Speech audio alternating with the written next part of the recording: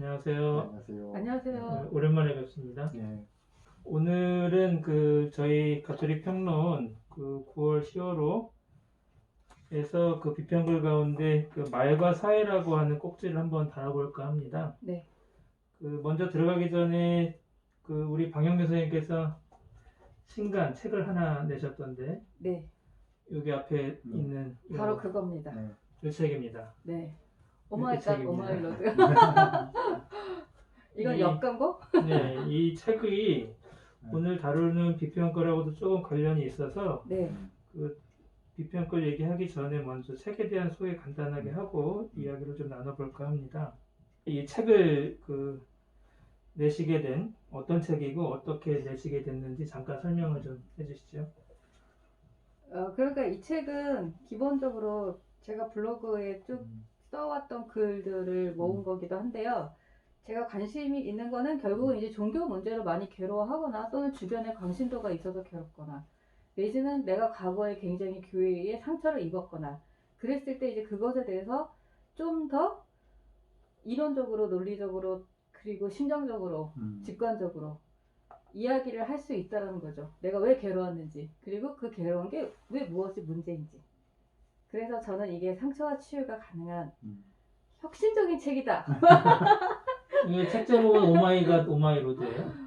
오늘날 우리 사회가 네. 종교 문제로 전부 다 종교를 이제 이렇게 혐오하고 있는 지금 여기까지 간 거잖아요. 네네. 그래서 이제 오마이갓 오마이로드라는 이 용어가 나온 거죠.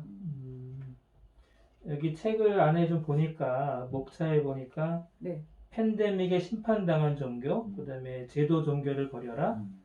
그러나 신앙은 버리지 마라. 뭐 이제 이런 내용들이 좀 있던데 어떻게 보면 약간 이제 이 방 선생님 신앙 체험하고 좀 연결돼서 나온 게 아닌가 이렇게 추측이 되는데 네, 그거 맞아요. 어떤 게 있는지 짧게 좀 이렇게 체험이 있는지 좀 짧게 소개를 좀 해주시죠. 그러니까 저도 잠깐 광신도였을 때 성령 체험을 했는데 문제는 이걸 해석하기 너무 어려운 거예요. 이거를 심리학적으로 해석을 해야 되는 건지 정신분석적으로 해석을 해야 되는 건지 근데 그렇게 하기에는 그것과 좀 더 결이 다른 무언가가 있다라고 믿고 싶은데 그것에 대한 확신을 하기도 또 어려운 그런 상태. 네. 그래서 저는 제도 종교하고 신앙은 구분을 해야 된다라고 생각을 한 거죠. 왜냐하면 우리가 개개인이 가지고 있는 그런 체험들이 있을 거예요. 그 주관성 때문에 우리가 공유하기가 어려운 부분도 분명 있고 그리고 그것에 대해서 누구는 과학적으로 오류라고 말을 할 수도 있겠지만 그럼에도 불구하고 우리의 경험이라는 건 결국은 내가 그것을 통해서 겪으면 나한테는 진리가 되고 나한테는 진실이 되는 건 맞잖아요. 내가 어떤 일에 감동을 느꼈으면 그거는 어떻게 내가 객관적으로 설명을 못해도 나는 그걸 가지고 내가 치유를 또는 힐링을 가능한 건 맞잖아요. 그거는 이제 마찬가지로 어쨌든 우리가 종교에서 종교 체험을 하고 그걸로 인해서 내가 삶의 힘을 얻었다 그러면 저는 그거 자체는 소중하다고 보는 거죠. 그래서 그거는 그냥 지키되 대신에 제도 종교가 자꾸 요구하고 있는 기타 등등의 문제들 때문에 괴롭다 그러면 이거는 나는 버려도 된다라는 이야기를 하고 싶은 거죠. 네.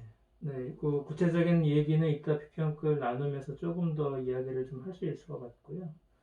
이게 인터넷 서점 들어가면 이렇게 오마이갓 오마이로드 검색하시면 구매하실 수 있습니다. 오늘 좀 얘기를 좀 나눠보려고 하는 주제가 이 말과 사회의 꼭지인데 제가 내용을 쭉 읽어보니까 이게 우리 사회의 진영 논리에 이렇게 거쳐서 나랑 생각이 다른 상대 진영을 흠집내고 그게 이제 언론뿐만이 아니라 인터넷 공간이 다 그런 어마어마하죠. 어마무시한 네. 우린 이 공격과 전투의 어떤 공간으로 지금 변해버린 게 우리 한국 사회의 모습인 것 같고 이제 그런 사회의 모습에 대한 성찰을 글로 조금 이제 풀어주신 것 같아요. 우리 사회가 이렇게 그렇게 적대적인 생각이 다른 사람들을 이렇게 헐뜯는 특별히 다른 나라에 비해서 이렇게 더 유독 우리나라에서 그런 현상들이 좀 많이 나올 수 있는 그런 배경이 어떤 거라고 보시는지요? 저는 교육열에 의해서 우리의 집단 지성이 사실은 상당히 높아진 것도 영향을 미쳤다고 봐요. 이제는 각자 자기 목소리들을 다 내고 싶어하고 내고 있는 거죠. 그런데 진영이라는 것 자체는 어떤 목소리를 내야 되는지를 정해주잖아요. 이렇게 정해주다 보니까 말하기가 굉장히 편해진 거죠. 음. 내가 어떻게 얘기해도 어쨌든 내 아이의 지지자가 있다라는 건 굉장히 힘이거든요. 네. 그 배경이 실제적으로 우리가 진영 논리에서 나오지 못하게 되는, 그 진영이라는 말 자체가 군사 용어, 전쟁 용어잖아요. 그러니까 늘 우리가 전쟁처럼 사실 이 삶을 생각하고 있는 건 맞아요. 우리가 사는 데 있어서 늘 전쟁식으로 이야기를 하잖아요. 전투 용어들을 쓰고. 여기 안에 보면 그 대란이라고 하는 용어가 네. 어떻게 잘못 쓰이고 있는가에 대한 얘기가 이제 다 그런 맥락인 것 같아요. 대란이 막 쓰이는 건 이제 언론에서 네. 어뷰징할 때 뭔가 이렇게 사람들 자극적으로 이렇게 자극적이죠. 접근할 때. 선동적이고. 네. 근데 이제 이 저자가 되게 핵심을 뜨는 게 뭐 무슨 마스크 대란 뭐 그런 것이 뭐 대란이냐. 정말 입시를 치르고 나서 해마다 수많은 아이들이 이렇게 목숨을 끊거나 이렇게 난리를 치는 현상이 진짜 정말 그게 교육 대란이지 그러면서 정말 정확하게 보자 이제 그런 측면을 얘기하는 것 같고 저는 그 진영 논리와 관련해서 드는 생각은 어떻게 보면 우리가 진영 논리라는 말을 할 수 있다라는 상황도 굉장히 진전이 아닌가 싶은 거예요. 옛날에는 그나마 미디어에 대해서 뭐 사람들이 이렇게 하는 통로가 진짜 빈약했잖아요. 그러니까 70년대, 80년대 같은 경우에는 뭐 우리 돌아가는 그 상황을 보려고 그러면은 그 운동권에서 뿌리는 찌라시라든가 뭐 그런 것들, 그 다음에 뭐 아주 그냥 어떤 소규모의 어떤 공연이라든가 사회가 압사적 같은 거였다 그러면은 이제는 그런 정보들이 굉장히 대중이 아주 손쉽게 접근하고 대중이 자기의 주장을 펼칠 수 있는 SNS라든가 유튜브라든가 여러 가지 매체의 환경이 바뀌었잖아요. 그러니까 이제 사실은 예전에도 보면은 시끄럽기는 마찬가지였던 것 같아요. 근데 이제 그 시끄러웠던 그 목소리가 이제 막 퍼질 수 있는 공간이 더 이제 늘어났다라는 거예요. 그래서 지금 이제 물론 그러면 진영 논리라고 할 때 결국 사람은 어느 진영에 설 수밖에 없는데 진영 논리의 그 위험성은 뭐냐면 내 진영에 섰기 때문에 내 진영은 무조건 선이고 니네 진영은 무조건 이제 악이다라는 그런 식의 논리 있잖아요. 옛날 운동권들도 보면 약간 그런 논리가 있습니다. 같은 정파 사람들에 대해서는 한없이 자비로우면서 타 정파에 대해서는 아주 매몰차게. 그래서 뭐 그 적보다 저기 거의 뭐 저기저 그 상태가 뭐 저기 뭐 싸우고 있는 상대, 그러니까 군사 정권이라든가 뭐 그런 적보다도 자기들끼리 정파 싸움하는 사람들끼리 더 심하게 싸우기도 하고 뭐 그랬던 거 보면은 그 어쨌든 간에 그 사람 자체가 이미 막 자기 그 생각에 그 목매가지고 하긴 하는데 그 지금 진영 논리에 따른 어떤 그런 언어라든가 그런 생각들이 문제가 있지만은 그래도 우리가 좀 더 이런 그 과도기 전에 어떤 과정을 거치면서 좀 더 합리적인 목소리에 힘을 실어주고 합리적이지 못하고 너무 이렇게 막 나가는 목소리에 대해서는 자정하는 힘이 생기면 그래 나아지지 않을까. 그리고 또 어떻게 보면 요즘 그런 자정을 하려고 하는 노력도 또 없지 않아 있다고 보거든요. 그래서 눈에는 잘 들어오지 않는 것 같아요. 여기 이제 그래서는 그 토착애고라고 하는 표현, 네. 이제 이게 그 사실은 우리 한국 사회의 진보가 이제 그 약간 권력을 갖고 있지 못할 때 빨갱이라고 하는 이 프레임에 굉장히 이제 많이 피해를 본 그 측면이 좀 있는데 왜곡이 많았죠. 그렇게 피해를 보면서도 우리가 욕하면서 닮아간다고 아까 이제 운동권이라든지 진보들도 이런 진영 논리 안에서 이 보수층이라든지 아니면 광화문의 이 극우 세력들에 대한 그 이야기들에 있어서 그 인간에 대한 존중 없이 이 기본적으로 똑같이 보수 측에서 얘기하는 그런 흠집내기 방식의 이 언어 구사를 진보 지정 안에서도 똑같이 하는 게 지금 반복이 되고 있다라고 하는 게 사실은 더 큰 문제라고 생각이 들고 이제 이 방영민 선생님 책하고도 연결되는 측면은 그런 거에 있어서 종교가 또 앞장서고 있는 측면이 또 있어서 매우 앞장서고 있죠. 이게 지금 대안이 사실 잘 안 보이는 게 좀 더 큰 문제라는 생각이 그 방영민 선생님의 책에서 이제 봤을 때 그 느낌은 그런 거죠. 그러니까 차별과 혐오를 갖다가 차별과 혐오의 말, 그 다음에 사람들을 겁주는 말들을 끊임없이 생산해내잖아요. 종교가 생산해냈죠. 불신 지옥, 예수천국, 막 그것도 솔직히 보면 굉장히 폭력적인 말이잖아요. 굉장히 폭력적이죠. 그 옆에 있는 사람한테 막 그런데 사실은 그리스도교가 굉장히 사람을 품어주고 사람한테 사랑을 베푸는 게 그리스도교의 핵심인데 그 오히려 그런 어떤 배타성이 그 그리스도교의 핵심을 갖다가 완전히 파괴하는 거. 선생님의 책에서는 그러한 어떤 요소들이 이제 많이 좀 보인다는 생각이 듭니다. 그러니까 종교를 버리라고 그랬잖아요. 네. 신앙은 이제 네, 내가 갖고 네, 있는 신앙을 유지하고 발전시켜 나가면 좋은데 네. 지금 이제 이 제도 차원의 그 종교를 버리면 그러면 이런 사회의 어떤 이런 그 분열된 모습들을 극복하는 데 있어서 그냥 개인 신앙에 그러니까 종교인들이니까 개인 신앙에만 의지해서 해결할 수 있는 문제인지 종교가 할 수 있는 역할은 또 없는 건지 이런 또 질문이 사실 또 올라와요. 우리가 이제 그동안에 계속 거시적으로 세상을 보는 것과 미시적으로 보는 것이 있었다 그러면 20세기까지는 구조주의 거시적인 게 압도적이었잖아요. 늘 구조와 제도를 이야기했고 그래서 맨날 제도 타파이 굉장히 중요했죠. 근데 제도를 아무리 바꿔도 사람이 안 바뀌면 안 된다라는 게 이제 21세기의 깨달음이라고 한다 그러면 결국은 그 뭐 BTS 아미들 같은 경우에도 사실은 그 한 사람 한 사람이 모여서 활동을 하는 거잖아요. 이게 중요한 것 같아요. 근데 지금까지 종교계는 뭐가 없었냐 그러면 한 사람 한 사람이 없었던 거예요. 그냥 이제 개신교, 뭐 카톨릭, 불교, 그럼 끝이에요.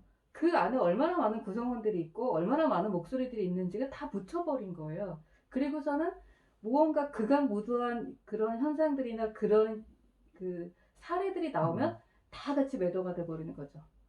이것에 대해서는 이제 바뀌어야 된다는 얘기죠. 그러니까 종교도. 꼭 이제 말했듯이 제도 종교를 버려라라고 하는 것이 버린다고 해서 제도 종교가 사라지는 것도 그런 건 아니고 아니고. 근데 어떠한 개인의 어떠한 자유로운 사고라든가 자유로운 그렇죠. 태도가 있다 그러면은 제도 종교도 그만큼 유연해질 유연해져요. 가능성이 네. 있게 되고 그 다음에 그 제도 종교도 결국은 살기 위해서 버티기 위해서 그런 사람들의 니즈를 갖다가 수용하려고 노력을 할 수밖에 없을 것이고 네. 그러니까 서로 상호작용을 하게 될 것 같아요. 그러면서 어떤 좀 근데 이제 제도 종교가 그동안에 되게 막 좀 막무가내로 나왔던 거는 그 개인이 뭐 나가든 말든 뭐 버텼던 거잖아요. 근데 수많은 사람들이 어떤 경향성이 이제 그걸 버티지 못하게끔 이제 사람도 빠져나가고 한다 그러면은 아마 좀 변할 가능성이 그나마 있겠죠. 망하거나 변하거나. 코로나가 억지로 변화시키고 네, 네. 있는 측면도 그러니까 있는 거예요. 네. 저는 코로나를 보고서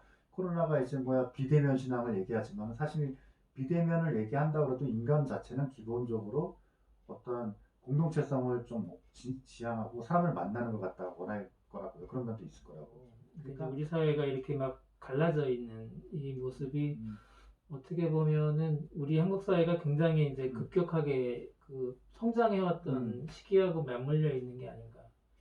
이게 이제 팬데믹도 그 많이 얘기하는 것 중에 이제 기후위기 지금 이제 굉장히 이 찬미받았어도 그렇고 기후위기 비상행동이라고 하는 주제도 이제 올해 내년 계속 이제 사회적 시민사회 어떤 큰 이슈 중에 하나로 가져가고 있는데 이제 그 팬데믹도 원인이 이제 어떤 인간들의 욕망, 개발 이런 것이 그냥 굉장히 긍정적이고 선이라고 이제 믿었던 그것에 대한 어떤 다시 질문을 하는 과정인 것 경고기도 같아요. 하죠.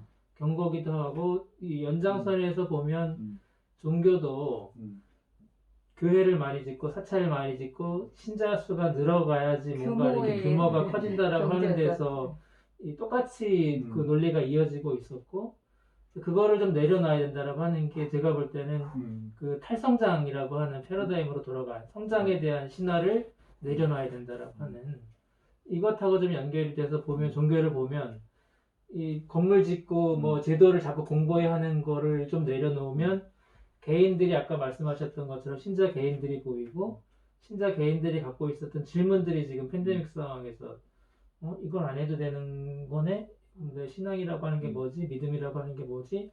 이 질문이 올라왔을 때 사람들하고 이런 얘기를 좀 많이 나누는 것 자체가 조금 그런 이렇게 서로 다른 생각들 안에서 이렇게 내 생각과 다르면은 아웅다웅 치고받는 이런 모습들을 좀 극복해 나가는 과정이 아닐까 싶은 생각이 좀 들어요. 그 이제 바로 추석인데 우리 추석 때 가면은 보통 식구들하고 정치, 종교 얘기 불문율이잖아요. 하지 말라고. 불문율이죠.